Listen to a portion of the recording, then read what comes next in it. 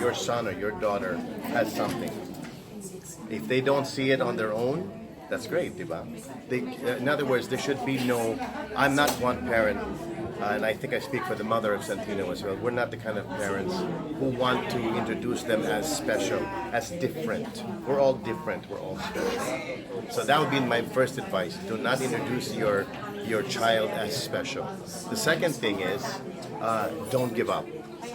Don't give up. You need to be positive because these kids, the kids on the spectrum especially, they can sense your every move, your every decision, your every facial expression. They can feel it and they're 10 steps ahead of you.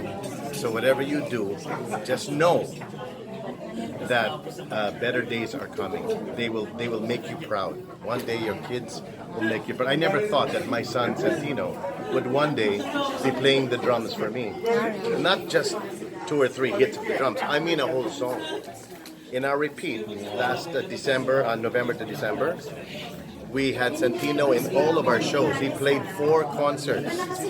He rode in the bus with us, and we drove 6 or 7 hours to San Francisco from LA right after a show. In the middle of the night, still woke up, did a sound check, did the show, came out for the last bow. You should see on Instagram, you'll see the pictures that we have where we're bowing together and performing together. Who knew that that could happen? So all you parents with children on the spectrum, do not give up. Do not lose hope. Your children will make you proud. Does he sing too? He sings very well. Oh my God, I think that's next.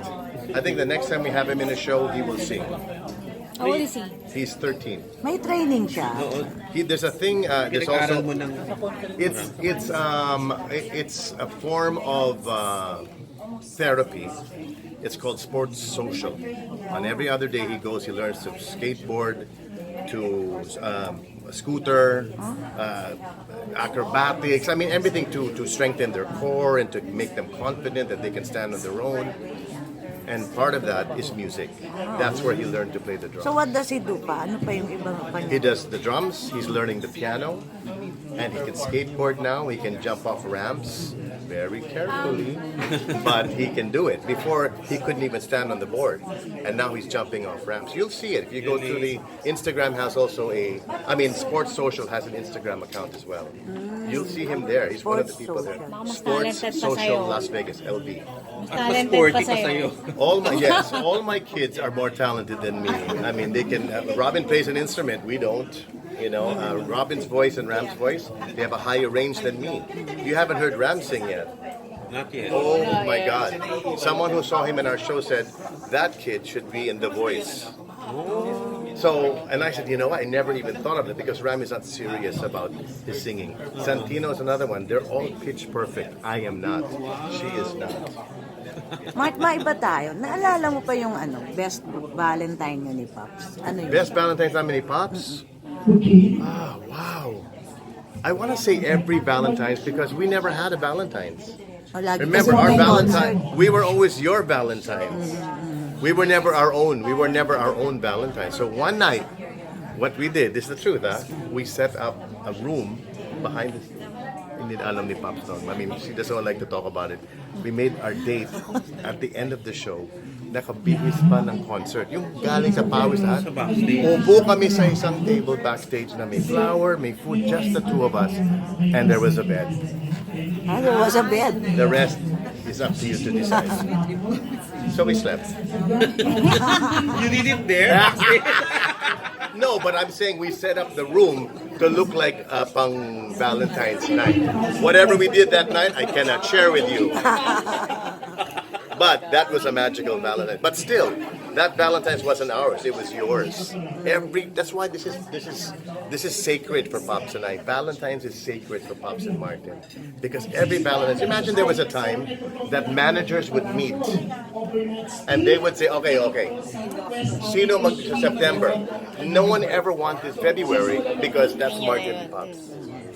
So they never talked about February. Oh, Martin Pops, meron kayong show ulit. Meron. Okay, no one goes in February. Ikaw, October. Ikaw, July. Ganon sila. Kayo lang? Dati ganon. That's how it used to be. Managers would say, para walang sapawan, walang banggahan. That's how it used to be. But February was always Pops and Martin. That's how sacred it was. It's true. That's where we got the titles, Concert King, Concert Queen, kasi palaging puno, palaging sold out, palaging may repeat. So palaging going may back to part the two. bed, that's really her fantasy. Is that a fantasy? I just wanted that. I didn't want the room to look. I'm very OC with dressing rooms. I'm always moving things around. So I wanted this dressing room to look like, first of all, a date and a bedroom. So hindi lang kayo, kami rin, parang ganun. But that was before, Before years ago. But you never used the bed. No, sorry.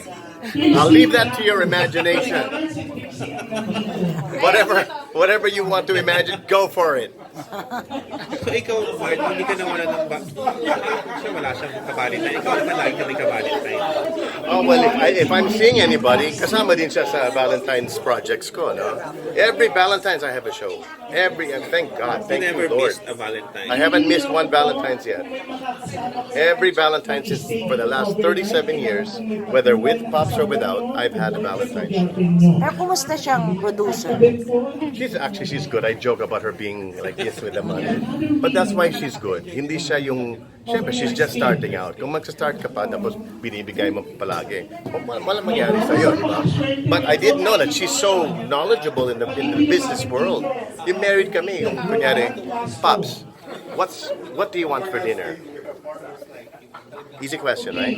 Ang sagot palagi, I don't know, what do you want? Pops, what's for breakfast? I don't know, what do you want? That was her marriage, kasi bata pa siya. But now, the new and improved Pops, she knows what she wants. She's scheduling. Ever since we split, she became a better woman, a better person, a stronger individual, someone with opinion, with conviction. Better before, whatever you want, sweetheart. What do you want? No. What do you? No. What do you want? But today, the Pops, since the breakup, she's a stronger, more convinced, more confident woman, and I'm proud of her.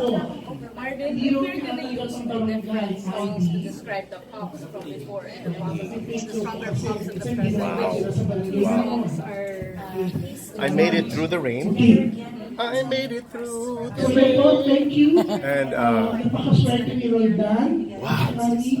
And the second song would be, you know the song I Am Woman? I am woman, hear me strong. Da, da, da, da. Two old songs, but it describes the new Pops. She even told me straight, I don't need anyone to make me happy. Happiness is not a person.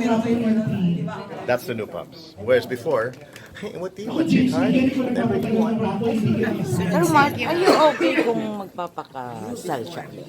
Ma? Magpapakasal siya ulit. Are you okay? I'm okay. If that's gonna make her happy and it's really her destiny, I want to be there. I want to be part of it.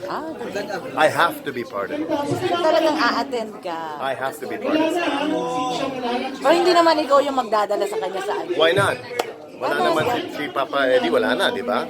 So if someone has to give her away, why not Do me? you see yourself marrying? I watched If I was the marrying kind, I would have gotten married already. For some reason, some weird reason, if there's anything we have in common, we're allergic to getting married. Hindi yung immediately, come on, let's get married. No. Ingat na ingat kami ngayon sa mga relationships. With her relationships, with my relationships, we're very, very careful now. I think too careful. Sino ba relationship ni Pops? That I don't know. Truthfully, I wish I knew. Thank you.